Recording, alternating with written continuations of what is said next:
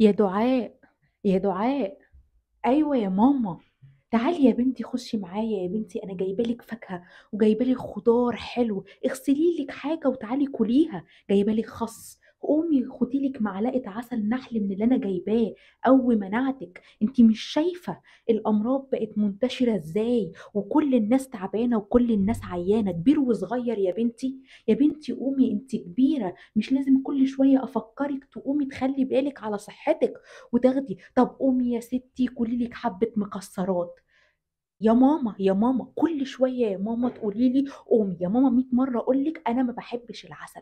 هاخد معلقة عسل ليه؟ انا ما بحبش العسل الابيض. يا ستي هو ما بيحبنيش، ما بيحبنيش، مش عايزة اكل دلوقتي. يا بنتي، يا بنتي في ناس كتيرة ما عندهاش رفاهية ان هم يختاروا ياكلوا ايه وما ياكلوش ايه، وممنوعين عن اكل كتير، ممنوعين على العسل اللي انت ما بتحبهوش، ممنوعين على الخس اللي انت برضه ما بتحبهوش، ممنوعين عن المكسرات اللي.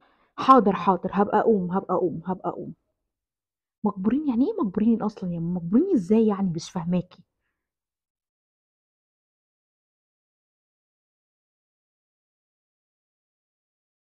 لا فعلا، هما بيبقوا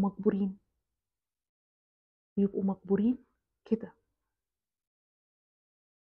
أيوة مجبورين، مجبورين ياكلوا حاجة وما ياكلوش الحاجة التانية، مجبورين يجوا من محافظة لمحافظة تانية عشان خاطر أملهم الوحيد من بعد ربنا 57 تلاتة 57. ده مش إعلان، أنا وعيت من وأنا طفلة على مستشفى 57 تلاتة 57 وإعلاناتها.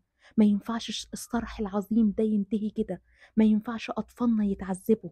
وأنا عارفة وأمنا من بعد ربنا سبحانه وتعالى في المصريين، في إنهم أكيد مش هيخلوا صرح زي 57 تلاتة 57 ينتهي أبدا، ومكمل بتبرعاتنا بإذن الله.